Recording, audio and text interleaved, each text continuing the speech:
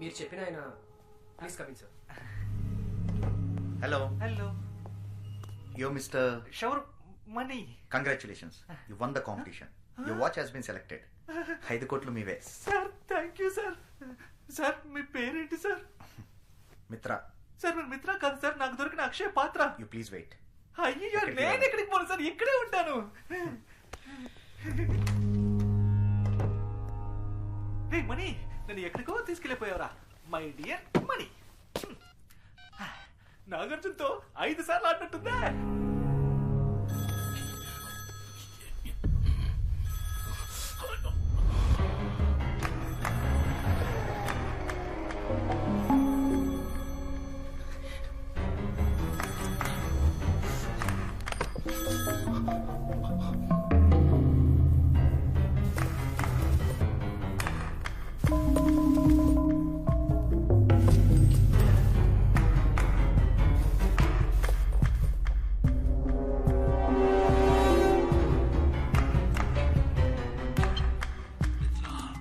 నువ్వు మళ్ళీ కాన్ఫరెన్స్ రూమ్కి వెళ్ళు. ఆ డూప్లికేట్ ని కొట్టి ఒరిజినల్ ఎక్కడని అడుగు.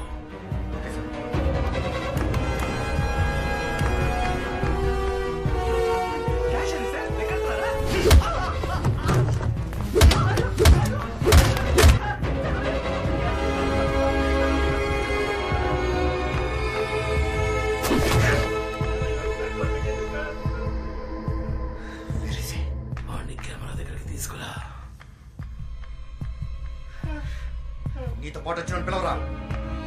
పిలువు.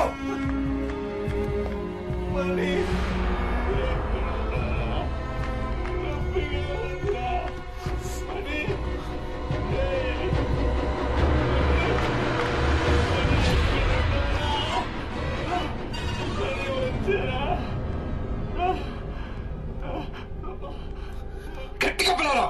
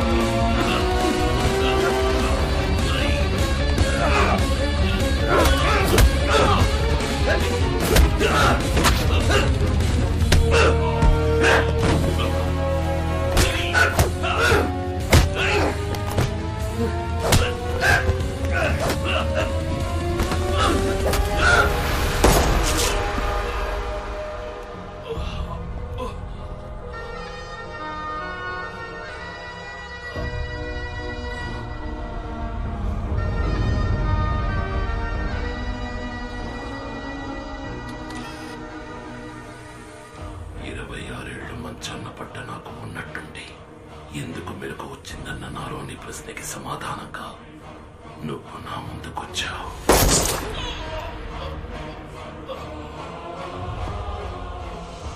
నా పూర్తి యవ్వనాన్ని నీకిచ్చిపోయాడు నీ అబ్బ. ఈ ఇంట్లో ఎవరూ అంతుపట్టట్లేదా?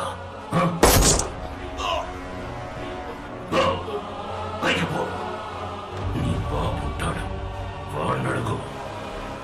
నీ అమ్ముంటుంది, దాన్నడుగు. అడిగేటప్పుడు వాళ్ళ కళ్ళలోకి చూడు, వాళ్ళ కళ్ళలోని భయం చెప్తుంది ఆత్రేయ అంటే ఎవరు.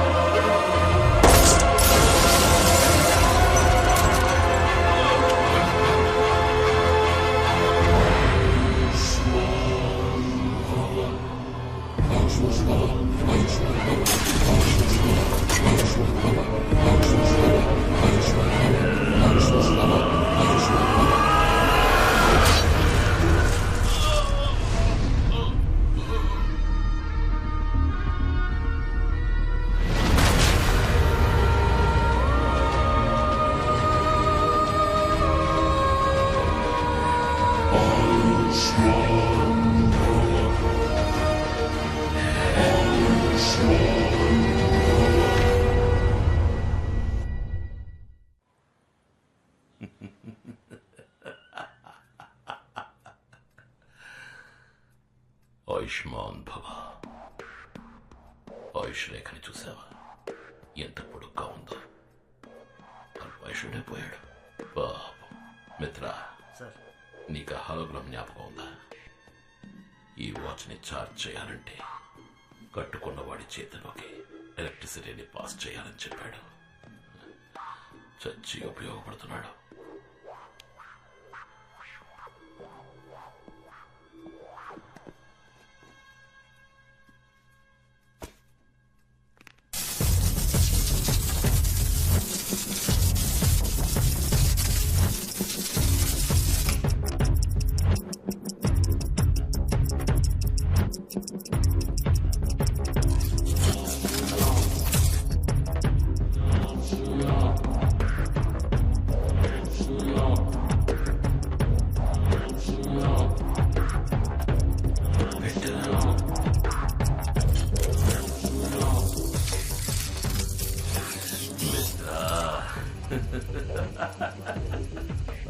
ఇరవై 26 వెనక్కి వెళ్ళబోతున్నా.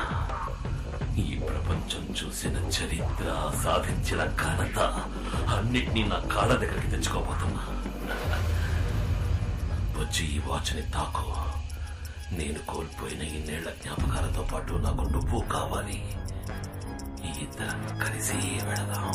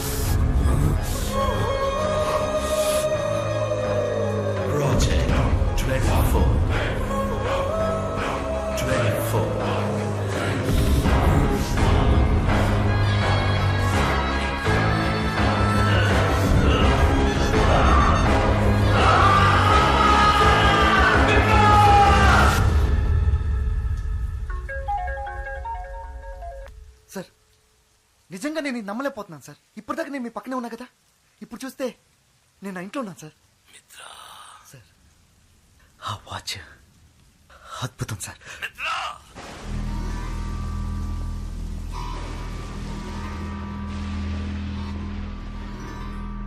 ఏమైంది సార్?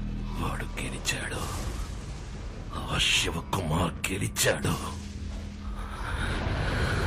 వాడు దానికి ఎందుకు 24 అని పేరు పెట్టాడు? అది కేవలం ఆ తారీఖులో ఉన్న 24 గంటల లోపు మాత్రమే తీసుకెళ్ళగలుగుతుంది. 26 ఏళ్ళు కనీసం నిన్నటికో రేపటికో కూడా మనల్ని తీసుకువెళ్ళలేదు. ఇప్పుడు ఏం చేద్దాం సార్? దీన్ని మార్చి సరి చేయడానికి ఒక్కడే ఉన్నాడు. మణి, శివకుమార్ సుపుత్రుడు. వాడిని మనం చంపేశాం కదా సార్. ఇప్పుడే వాడి ఆయుష్ రేఖ బలం తెలుస్తుంది. తారీఖు చూడు, టైం చూడు. మనం అదే రోజుకి తిరిగి వచ్చాం. ఆగస్టు 15వ తారీఖు మళ్ళీ మొదలైంది.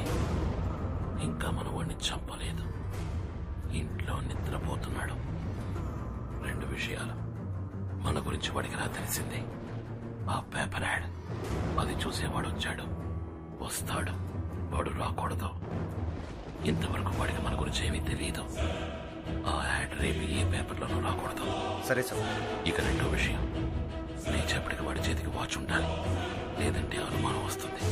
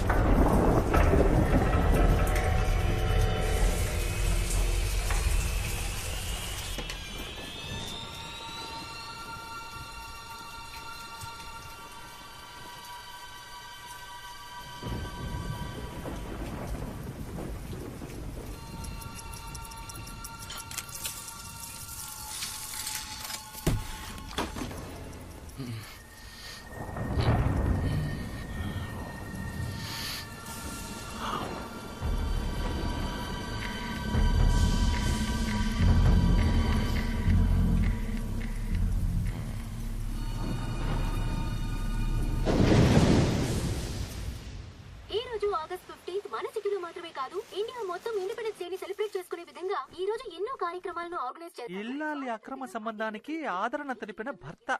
థూ! వీళ్ళలో ఎవరిని కొంటే ఎవరు ఫ్రీ? ఎవరైనా మనకు ఓకే.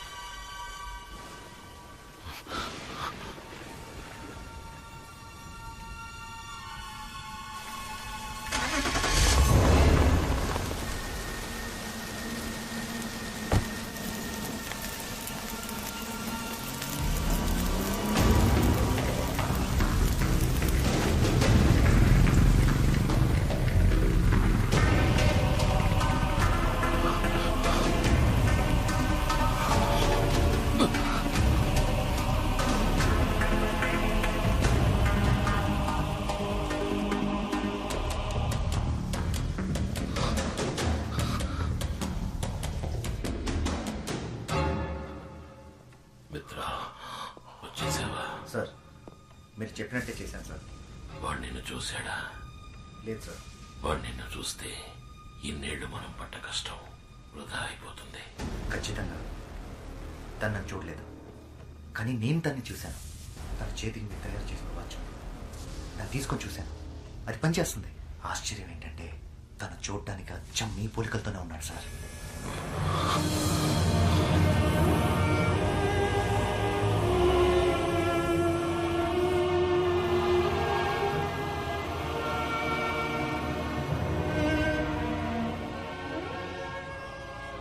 ప్రియా, మిత్ర చెప్పింది విన్నావా? మన బిడ్డ అచ్చం అలాగే ఉన్నట్ట.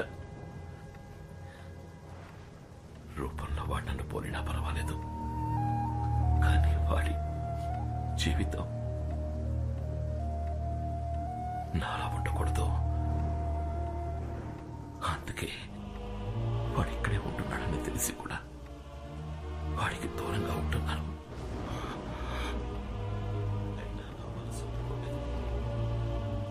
అందుకనే ఒకసారి మన మిత్రాన్ని వెళ్ళి చూసి రమ్మని చెప్పాను. వాడు సంతోషంగా ఉన్నట్ట, మంచి వాళ్ళతో ఉంటున్నాడట. బిడ్డ సంతోషం తప్ప కన్నా వాళ్ళకి ఇంకేం కావాలి చెప్పు?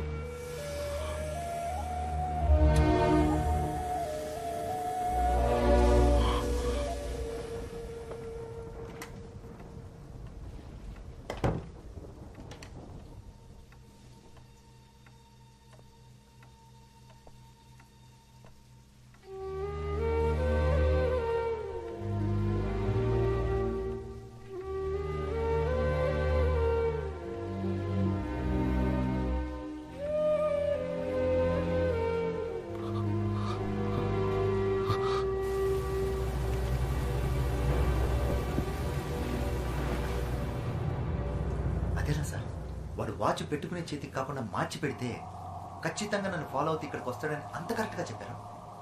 వాడు శివకుమార్ కొడుకైతే నేను శివకుమార్ అన్నంద్రా. కానీ ఇంత పెద్ద పని వాడి వల్ల వీలవుతుందా?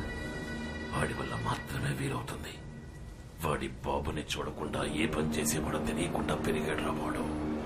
అయినా వీడే పని చేస్తున్నాడో చూసావా? Watch mechanic. వాడిలో ఉన్నది శివకుమార్ రక్తం. ఖచ్చితంగా చేస్తాడు.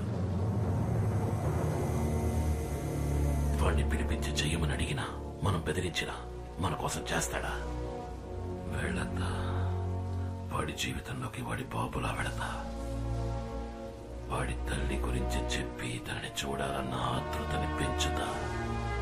ఆత్రేయ వాడి కుటుంబాన్ని దారుణంగా అంతం చేసిన కథ చెప్తా. అప్పుడు చేస్తాడు.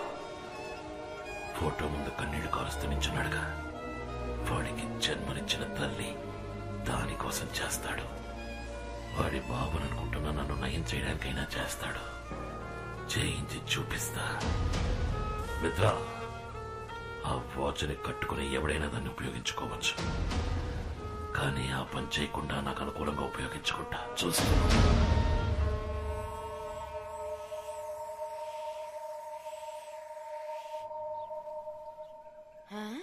అరేరే, నా బిడ్డకి జ్ఞానోదయం అయినట్టుందే. ఏ రోజు లేంది ఈ రోజు ఉదయాన్నే 6 గంటలకు లేచి కూర్చున్నాడు. దిష్టి చుక్క పెట్టాలి, నా దిష్టి తగిలేలా ఉంది. రే, ఏమైందిరా మణి? ఏమైందిరా? కళ్ళలో నీళ్ళేంట్రా? ఏమైంది?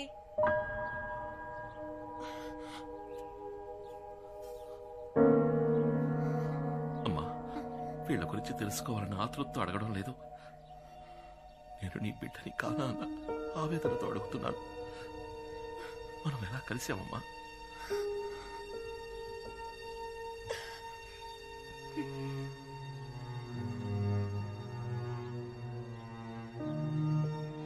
ఈయన మీ నాన్న.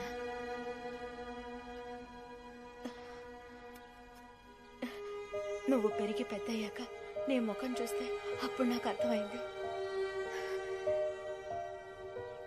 నిన్ను నా చేతుల్లో పెట్టి నా జీవితాన్ని మార్చేసిన వారు మీ నాన్న. మనం ఎవరని అడిగావు కదా, చెప్తాను. ఊర్లోనే చాలా పెద్ద కుటుంబం మనది. నాన్న, అన్న, వదినలతో ఎంతో ప్రేమగా ఉండే కుటుంబం. ఆ ఇంటి గారాల పట్టిన నేను. అమ్మాయిలు బాగా చదివి పైకొచ్చి అందరికీ సాయపడాలనే ఉద్దేశంతో నన్ను బయటూరికి పంపించి చదివించారు మా నాన్న. ఒకరోజు నాకు ఉత్తరం వచ్చింది. పెద్ద కుటుంబం నుంచి మంచి సంబంధం వచ్చింది, వెంటనే రా అని. ఆ ప్రయాణమే నా జీవితాన్ని మార్చేస్తుందని ఆ రోజు నాకు తెలియలేదు. సరిగ్గా అప్పుడే శరీరం అంతా గాయాలతో నీతో పాటు మీ నాన్నను చూశాను. నిన్ను నా చేతుల్లో పెడుతూ నీ బిడ్డకు ఎటువంటి ఆపద రానివ్వనని వాళ్ళమ్మకి మాటిచ్చానని, ఆ మాట నిలబెట్టుకునే పరిస్థితుల్లో నేను లేనని, మీరే ఎలాగైనా నా బిడ్డని కాపాడాలని నిన్ను నా చేతుల్లో పెట్టి ఆయన వెళ్లిపోయారు. ఆ తర్వాత ఆయన నేను చూడలేదు. అమ్మాయి పెళ్లి చేసుకోవడానికి వస్తుంది కదా అని మా నాన్న స్టేషన్ కి అన్న, వదినల్ని, పెళ్లి వాళ్ళని, స్నేహితుల్ని, బంధువుల్ని అందరినీ తీసుకొచ్చారు. ఆ సంతోష సమయంలో అందరూ నా కోసం ఎదురు చూస్తుండగా చేతిలో బిడ్డతో నేను ట్రైన్ దిగాను. మా నాన్నతో పాటు అందరూ నిర్ఘాంతపోయారు. అక్కడున్న వాళ్ళంతా పెళ్లి కావాల్సిన పిల్లని పై చదువులకి పక్కూరు పంపిస్తే ఇదిగో ఇలాగే బిడ్డతో దిగుతుందని సూటిపోటి మాటలతో దెప్పిపొడిచారు. వాళ్ళ మాటలు తలుచుకుంటే ఇప్పటికీ మనసు కష్టంగా ఉంటుంది. ఇంట్లో ఒకటే గొడవ మా నాన్న, అన్నయ్య, తమ్ముళ్లతో. నువ్వు చెప్పింది మేం నమ్ముతాం, ఊళ్ళో వాళ్ళు నమ్ముతారా అని అడిగారు. నిన్ను కట్టుకోబోయేవాడికి బిడ్డున్నాడని తెలిస్తే ఈ పెళ్లి ఒప్పుకుంటాడా అని అడిగారు. మా నాన్నతో అన్నాను, ఏ నాన్న, ఎవరికైనా ఏదైనా మాటిస్తే ఎట్టి పరిస్థితుల్లోనూ ఆ మాట తప్పకూడదని చిన్నప్పటి నుంచి మీరే కదా నాకు నేర్పించారు. ఈ బిడ్డని కాపాడుతానని వాళ్ళ నాన్నకి మాట ఇచ్చాను, ఇప్పుడు ఆ మాట తప్పమంటారా నాన్న అన్నాను. అదే నేను ఆయనతో మాట్లాడిన చివరి మాట. ఆ తర్వాత నేను తీసుకుని రూమ్ లోకి వెళ్ళిపోయాను.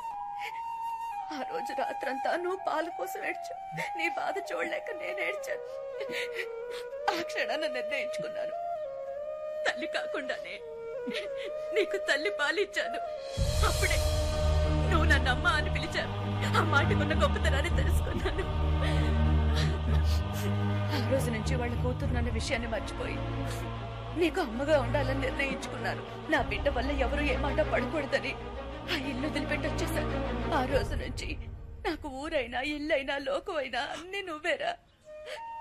ఇప్పుడు చెప్తున్నాను రా, ఏలాగా నేను నిన్ను 10 నెలలు మోసి కనలేదు, కానీ 26 ఏళ్లు నా గుండెల్లో పెట్టుకొని చూశాను.